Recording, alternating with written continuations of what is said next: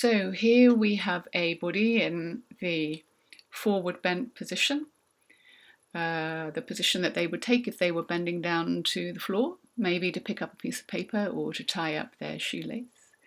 And there is flexion happening at the hip joint here. This is the giveaway, the fold here at the front of the hip joint.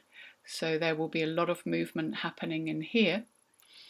And when we flex the hip, what tends to happen is the pelvis rolls back into a posterior pelvic tilt, which is what this one is doing here.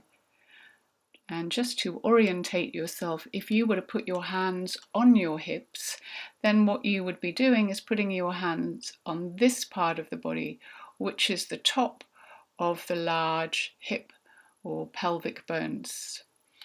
So the whole of the pelvis going into a posterior pelvic tilt.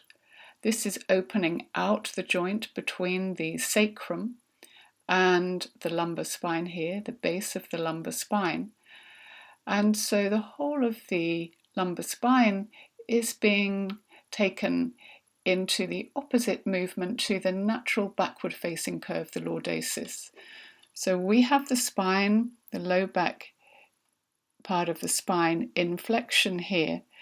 However, it's not maybe as deep a curve as you would expect. So there is a lot of this forward bend coming from higher up in the spine.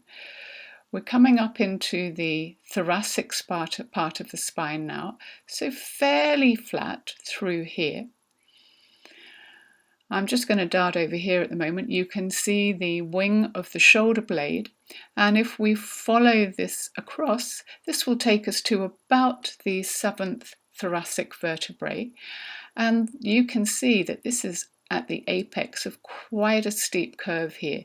Even if you can't see it in the spine itself, you can see that if I just snug the cursor through the position of the spine there, the line of the spine, there's a really big curve going on right here. And then the thoracic spine flattens out a little bit. This will be along the length of the shoulder blade. And then coming into forward bend further up the thoracic spine.